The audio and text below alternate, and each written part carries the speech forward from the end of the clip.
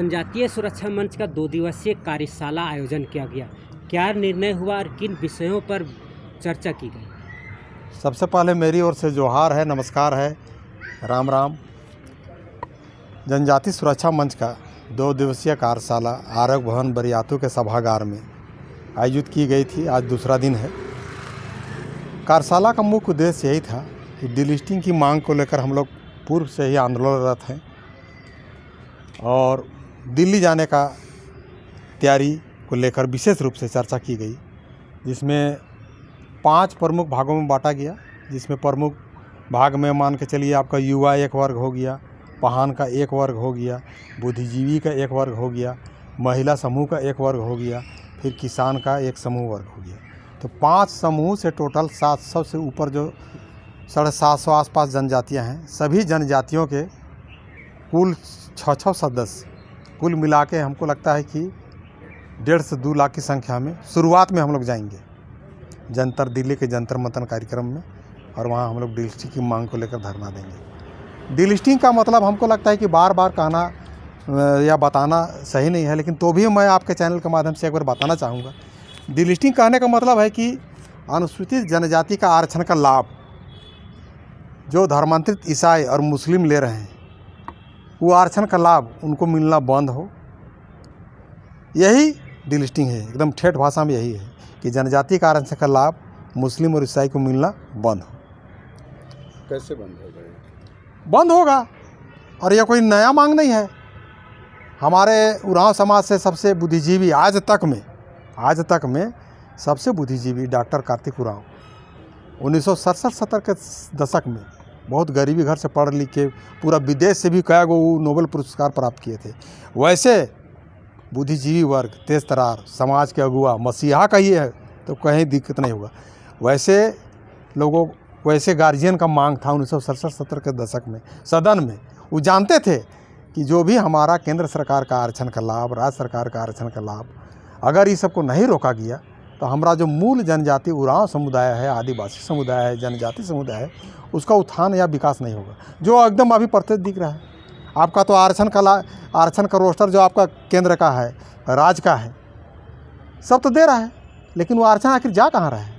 आप लोग चौथा स्तंभ है चैनल के माध्यम से कभी दर देहात में जाइएगा और पूरा एकदम जीरो ग्राउंड में जब आप लोग कवरेज कीजिएगा ना, तो वहाँ आपको दिखाई देगा प्लास्टिक का घर, मिट्टी का घर, ठीक से खपड़ा भी नहीं है, ठीक से मतलब क्या कहिएगा, भोजन का भी व्यवस्था नहीं है, लेबर काम करने के लिए, दाई काम करने के लिए दूसरे घर में आश्रित हैं आज के समय में भी। तो इतना आरक्षण जा कहाँ रहा है?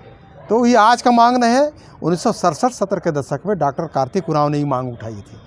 उन्हीं का ये आधा अधूरा कार्य को जनजातीय सुरक्षा मंच 2006 से पूरे भारत देश में चरणबद्ध तरीके से आंदोलनरत है। आज हम लोग भी यहाँ आरोग्य भवन के सभागार में बैठे हुए हैं। हम लोग आज नीति बना रहे हैं। हम लोग शीघ्र ही सरहुल के बाद हम लोग दिल्ली कूच करेंगे।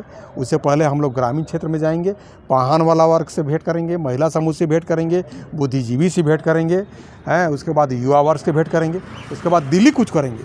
और दिल्ली में जैसे आम आदमी कुछ मांग को लेकर जाता है और सब जंतर मंतर में धरना करके और मांग पत्र दे देता है, तो हम लोग का कुछ धरना प्रदर्शन अलग किस्म का रहेगा।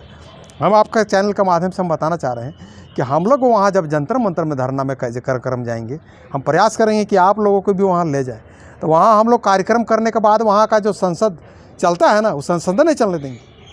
हम आपके चैनल के माध्यम से हम बताना चाहेंगे आप लोगों को कि हम पूर्व में भी माननीय प्रधानमंत्री नरेंद्र मोदी और गृह मंत्री अमित शाह जी को पत्र लिखकर खुला ही हम कहे हैं कि अगर आप सही में आदिवासियों का, जनजातियों का हितैषी हैं, तो जो जनजाति का आरक्षण का लाभ धर्मांतरित ईसाई और मुस्लिम ले रहा है, ईसाई और मुस्लिम, ये कब बंद होगा? आज अगर सोमा ही बात को उठा रहा है, सोमा ही बात को बोल रहा है कि उस सबको मिलना बंद हो, तो कहता है कि सोमा बहुत बोल रहा है। तो क्यों नहीं बोलेगा जी? जब जाके तब सवेरा।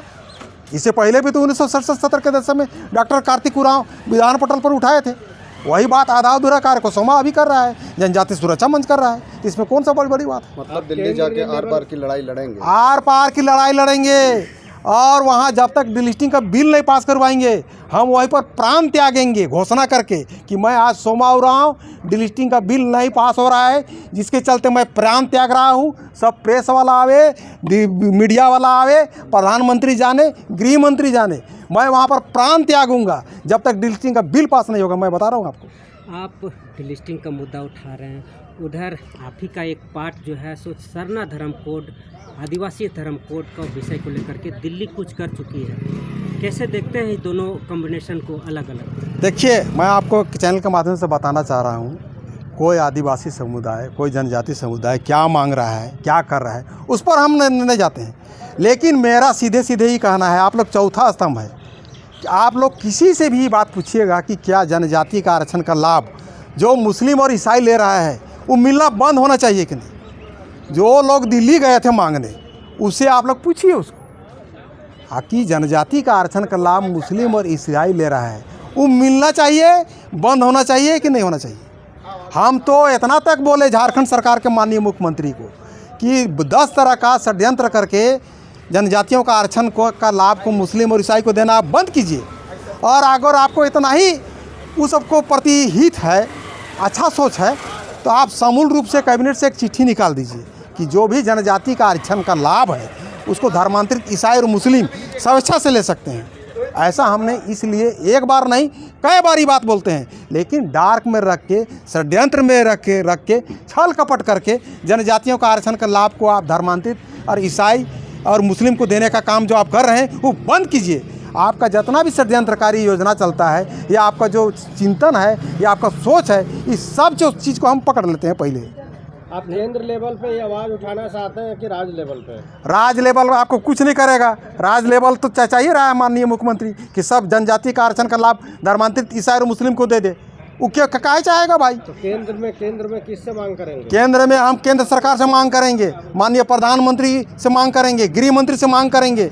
स्पेशल जनजाति का आरक्षण का लाभ जो धर्मांतरित ईसाई और मुस्लिम ले रहे हैं वो मिलना बंद हो, नहीं तो हम लोग सदन सत्र भी चलने देंगे और ज़रूरत पड़ेगा तो हम वहाँ पर प्राण त्यागेंगे। बहुत ऐसे कानून होते हैं केंद्र में पास होते हैं, राज्य में लागू नहीं होते। ये भी अगर वो वैसा होगा तो क्या करेंगे? यहाँ तो राज्य का मुखिया जो है आदिवासी है। अभी आपको हम बता दे रहे हैं, यहाँ करे या नहीं करे, जिस प्रकार अनुसूचित जाति के लोग अगर धर्म परिवर्तन करके दूसरे धर्म में चले जाते हैं तो स्वतः उसका आरक्षण खत्म हो जाता है। उसी प्रकार हम लोग को 342 में परिभाषित किया गया है। तो मेरा सीधे सीधे बहुत ज़्यादा उसमें मेहनत नहीं है। 342 का जो आर्टिकल है उसमें केवल संशोधन कर देगा। जिस प्रकार 341 में के व्यक्ति अगर धर्म परिवर्तन करके दूसरे धर्म में चले जाते हैं तो स्वतः उसका आरक्षण समाप्त हो जाता है। उसी प्रकार 342 के अंतर्गत भी जो भी जनजाति दूसरे धर्म में चले गए हैं उसका आरक्षण समाप्त हो जाएगा। इसमें बहुत बड़ी बात तो है नहीं। सरना धर्म कोड मांग करने वाले आरोप लगाते हैं कि सोमा इस तरीके का बात उठा करके समाज को बांटना चाहता है। लगातार ये आरोप लग रहा है। अरे भाई, जो सबसे पहले उस सबको पूछिए कि what is the Sarna. Sarna पूजा स्थल है कि सरना धर्म है? किस धर्म? सरना धर्म कोड है, पूछिए उस सबको ने। और नहीं सीखा है तो सोमा जगह आवे पूछिए, हम उस सबको सिखाएंगे, हम ज्ञान दिखाएंगे। तो वो लोग तो बोलता है कि आरक्षण जाति पर। आपका चैनल के माध्यम से हम कहना चाहेंगे, और पूर्व में भी मेरा बाइट चला हुआ है और PDF के माध्यम से सारा डॉक्यूमेंट भी दिया हुआ है। सरना धर्म कोड, सरना प्रार्थना सभा, धर्म गुरु, धर्म बहन, शंभू धर्म गुरु, सारा का सारा झारखंड प्रदेश के रांची के पुरलिया रोड से बिशप हाउस से निकला हुआ है। और इतना में भी उस सबको ज्ञान नहीं खुलता है तो मेरा PDF भी वायरल है। TSC के पूर्व मेंबर रतन तिर्की का भी बाइट पूरा बाजार में चल रहा है, सब देख लेवे। दूध का दूध, पानी का पानी। हम गलत क्या कर रहे हैं? सोमा पर तो सीधा आरोप है कि वो तो RSS से जुड़ के जो है ऐसा काम कर रहे हैं। नहीं, वो ऐसा RSS सोमा को निकाल देगा तो उसको फिर आदिवासी समाज भी समाज में नहीं रखेंगे। देखिए, अलग किसी को बयान लगाना, झूठा आरोप लगाना, इसमें RSS क्या करेगा भाई, और भाजपा क्या करेगा भाई, और JMM क्या करेगा भाई, कांग्रेस क्या करेगा भाई। हम अपना अगर हक, अधिकार, नौकरी, अपना धर्म, संस्कृति, रूढ़ी, प्रथा, कस्टम को बचाने के लिए अगर आगे आ रहे हैं, आवाज़ उठा रहे हैं, तो कोई कह देगा कि वो RSS का एजेंट है, वो JMM का प्रवक्ता है, तो कांग्रेस का प्रवक्ता है। ये कोई बात हुआ? अरे फैक्ट में बात करो ना। जानिए कि सरना क्या है, पूछिए उसको पहले। हम दिखाएंगे कि सरना पूजा स्थल है, सरना धर्म नहीं है।